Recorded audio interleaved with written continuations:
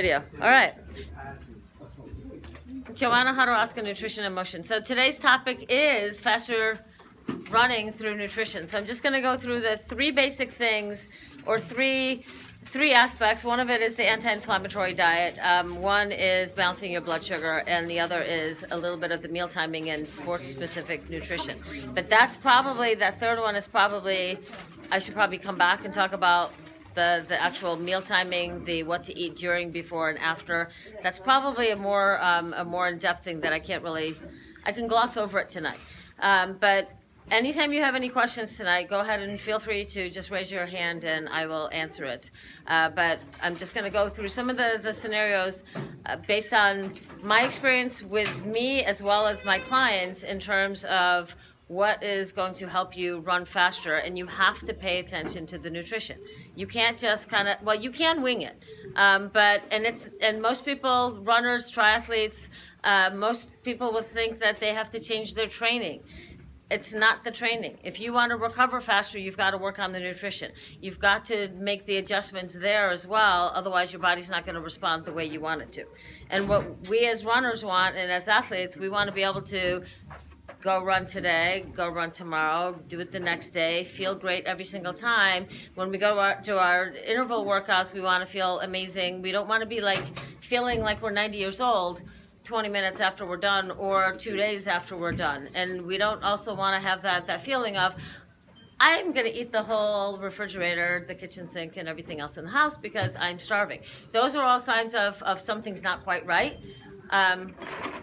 So the first thing in terms of trying to get you to be able to get your body to respond and run faster is to work on an anti-inflammatory diet. And the reason why I really do a lot of work on anti-inflammatory diet is because inflammation hampers recovery. Inflammation makes you tired. If you choose the wrong foods, and I think you remember from last year, wheat and sugar are the two most inflammatory foods. So unfortunately, beer, pasta, bread, bagels, cookies, these are things that they're really great and they're a great treat, but you might want to limit some of it, and you might want to try a couple weeks of anti-inflammatory diet, or no wheat for a week or two, see how your body responds. Or you might want to try a couple weeks with no sugar and see how your body responds. When I work with my clients, it's not about just saying, okay, stop eating this. It's about what else can you replace it with. So if you want to replace wheat, there's like 20 different grains you can use, and you can also switch to potatoes and beets and all the root vegetables as far as an option as well. You have a question? Yes, I do. You do. Okay, so wheat's out of the question. Good substitutes. Would that include you alluded to it, so barley would be okay. Barley may or may not be okay. Okay. But it would be potatoes, quinoa, amaranth, oats. For some people, rye is fine. And Linda's doing a fine job of handing out exactly the things that I'm talking about. The cookies. They're really great. She's perfect, and she brought chocolate. These are all really good things for, especially after you go running. You can replenish those carbohydrates. This is part of that meal timing thing. You can replenish the carbohydrates, but you might want to, just limit it to one cookie instead of half the sleeve of cookies or the whole box of cookies. You might want to, it's okay if you have a beer, but one beer might be okay to get some of those carbohydrates replenishment, but two is going to now start having negative effects. Does that make sense? So in terms of replacements, potatoes, beets, carrots, any of the root vegetables. Okay. In terms of grains, rice. For some people, they can do wild rice and white rice, but not brown rice. Some people can do any kind of rice, and it doesn't matter. But then there's quinoa, there's oats. Some people can do rye, maybe not. But I do a lot of muscle testing and nutrition response testing to kind of help you sort through those things. So there are tons of options out there. So wheat-free doesn't have to be debilitating. But usually when somebody says, don't do this, then you crave everything of, that's exactly what I want. Right. So when I work with clients, I give you the list of replacements based on what it is that you're eating, because that way it makes it a lot easier. And typically it's like, okay, try this for 2 weeks and see how you feel. And if you can make it 2 weeks, then you can make it a month. If you can make it 2 months, then when you reintroduce it, you typically will know exactly how that food is affecting you. If you do both sugar and wheat at the same time, then which one's the problem? Is it the sugar or the wheat? So I like to work one step at a time with most clients so that you can actually make the connection between the food and the issue. So anti-inflammatory diet continued. So wheat and sugar are the two that are primarily inflammatory, as well as any kind of hydrogenated fat. So those are the trans fat, and those are only found in processed foods. So you want to go to more real food versus processed food. Artificial colors and artificial sweeteners are another one that are highly inflammatory as well. Stevia can be okay. I mean, I personally just don't like stevia, but if you can tolerate stevia, then stevia is fine. But keep in mind, stevia in the packets is also blended with dextrose, which is sugar. Right. So you're not really, it's all a balancing act. So if stevia is probably going to be better than sugar if you're making that transition. But you can also do honey and maple syrup as alternatives, or molasses. But a lot of people can't do molasses because it's kind of a strong. I like it, but most people don't. It depends on what you're making, So those are the inflammatory things. So in terms of how is it going to affect you, if you've got inflammation, you're going to have achy joints. You're going to wake up and you're going to want to go run and you're like, I can't freaking move, That a lot of times is the inflammation from the foods that you're eating. If you're wanting to run faster and you're feeling stiffer than stiff, do you think you're going to run faster? Probably not. So it's trying to notice what kind of symptoms you have in the morning, after you run, the rest of the day, and see, is it a possibility that there's inflammation going on? But that's one of the key ones. Headaches are another one. Any kind of body pain is a sign of inflammation. If it lingers, that's a problem. When I talked to you last year about the anti-inflammatory diet, if you stub your toe and it swells up, that inflammation is supposed to happen, because that's part of the healing process. The inflammation that I'm talking about is partially the one that's chronic. So if you're introducing food that is creating inflammation in the body, it could be inflammation in the brain, it could be inflammation in the gut, it could be IBS issues, it could be pain issues and osteoarthritis and IBD and all those other things. Those are things that are affected by food. And it's also taking a lot of energy for your body to deal with that inflammation. So you're wasting energy. Your body only has so much energy in it. So if you're going to waste some of that energy on the digestion of inflammatory foods or on the inflammation from the foods that you're eating, that means you've got less energy to expend on recovery as well as on the activity that you want to do. Make sense? So number one, work on the anti-inflammatory diet. I actually have some handouts where I have anti-inflammatory shake that you can do, and even if you don't do anything else but just introduce that, 10 to 12 ounces a day, you'll be feeling a hell of a lot better. So if somebody wants to, I didn't bring them over here, they're in the bag. I can also send that to you later. But that's the anti-inflammatory diet is the first thing. The second thing is balancing the blood sugar. If you have peaks and valleys in your blood sugar during the day, obviously when it's really low, you have no energy.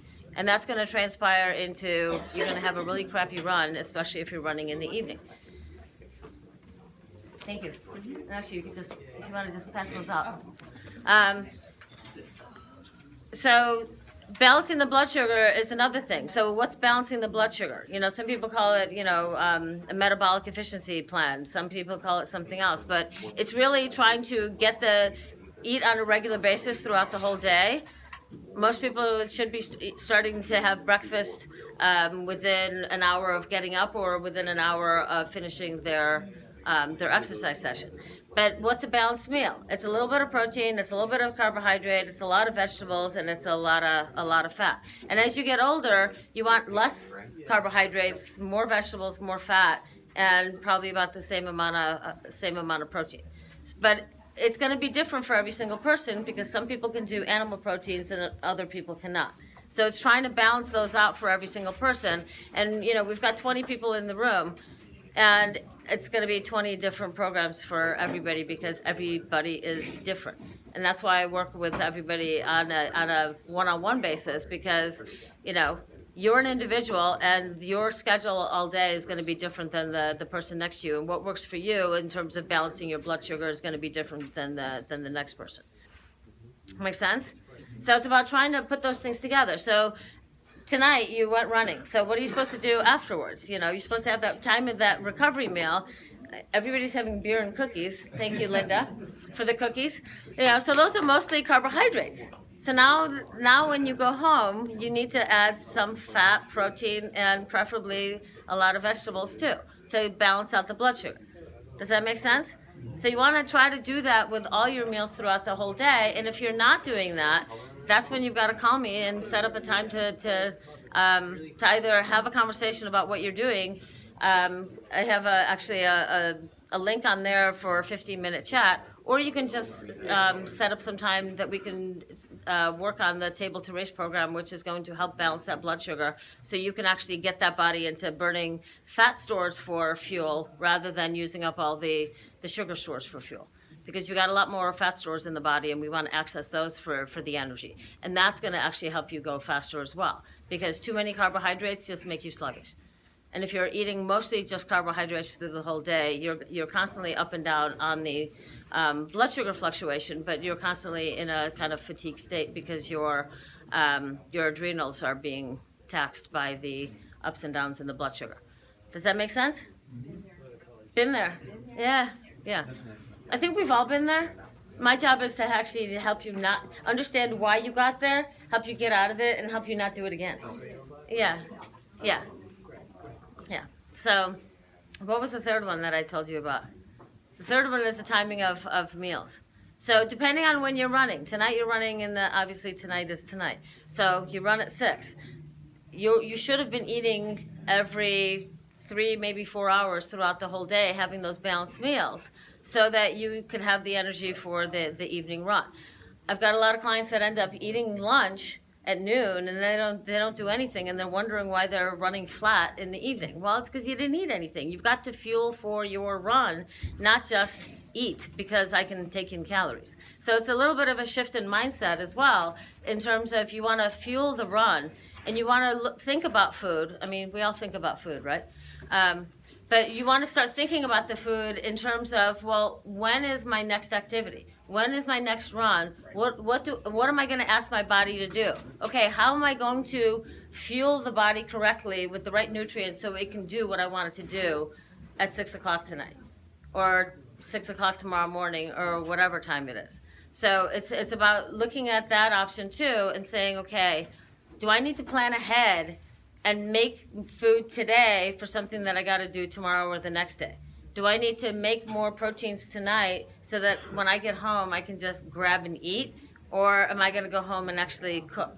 Or am I going to go to a restaurant? You know, you've got to plan all these things. Meal prep for days. Meal prep for days. You know, that's why there's a freezer. You know, that's what you're supposed to do with some of these things. I'm not a big advocate of everybody has to cook every day. You know, my mother still cooks every single day. My dad's the biggest spoiled brat on the planet because he gets gourmet meals every single day for lunch and dinner. Actually, for breakfast now too.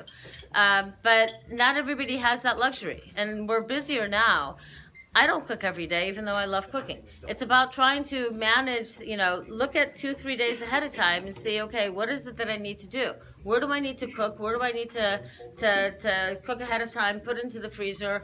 And, you know, sometimes it's, if you want the vegetables, sometimes it's just working with frozen vegetables because that's still better than no vegetables at all, you know? So it's trying to find that balance of when you're timing the meals in comparison and what are you putting into those meals to fuel the run depending on when it is. So that's the third one of the meal timing and the combinations.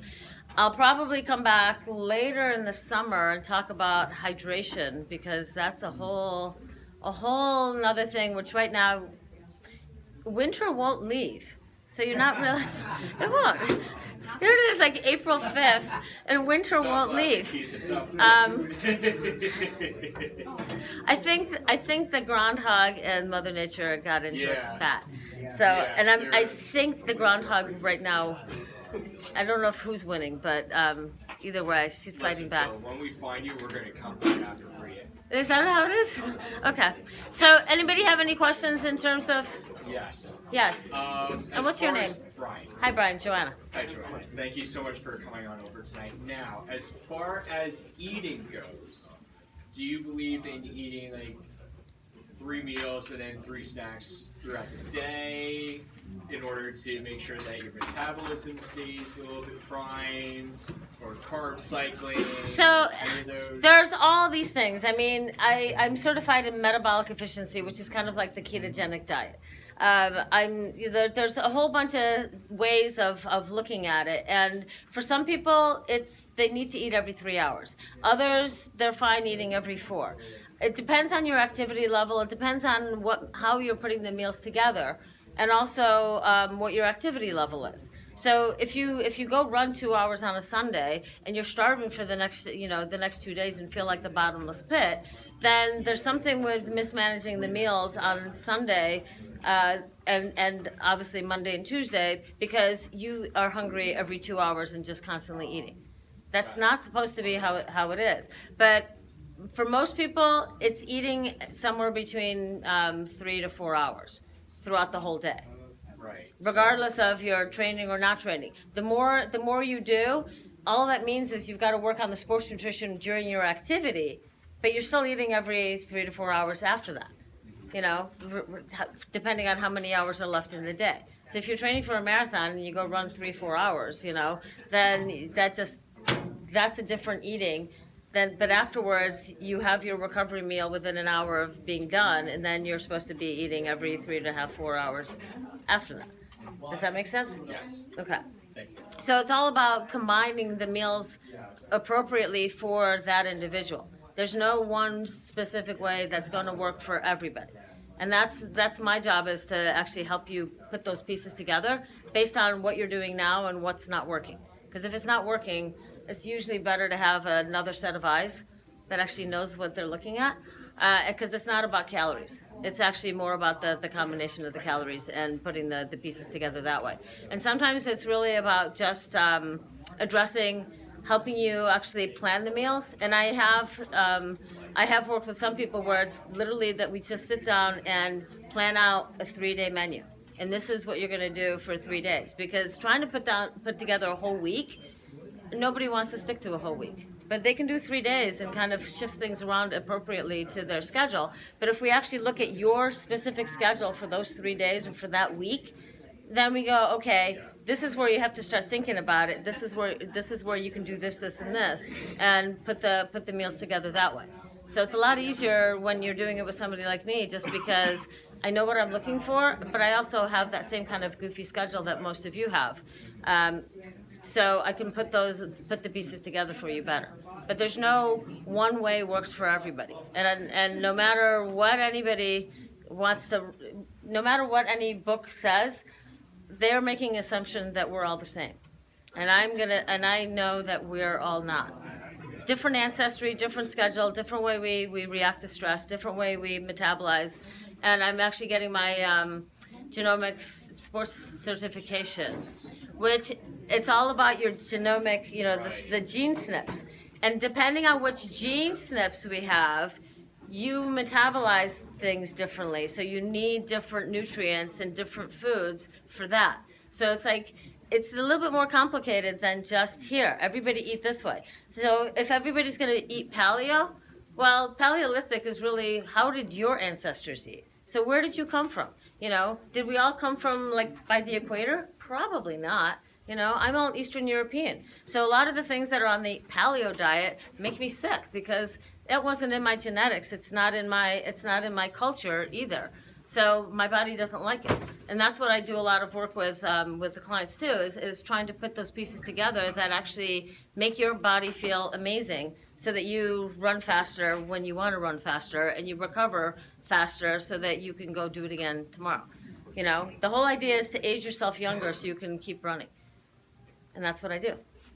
So, any other questions? A good egg from a happy hen would help. But yeah, right. You have a happy hen. It's got to be a happy hen. They are happy hens. Those are happy hens. Anyone who's seen them, Terry's seen them. Yeah, happy I hens. mean, Good. They are They're very good at fresh. it. Those eggs are better than anything you'll get in the store. the eggs I that need you. money to get the chicken feed back. Oh, well, are those eggs for sale? Those eggs are for sale. Oh, I will buy the eggs for sale. So, if any of you have any questions, you can contact me, www.nutritioninmotion.net. I'm also on Facebook. You can set up your 15-minute chat. You can talk to me tonight. And basically, thank you for coming, and I'll see you in a couple months when we talk about hydration. But thank you for bringing the eggs.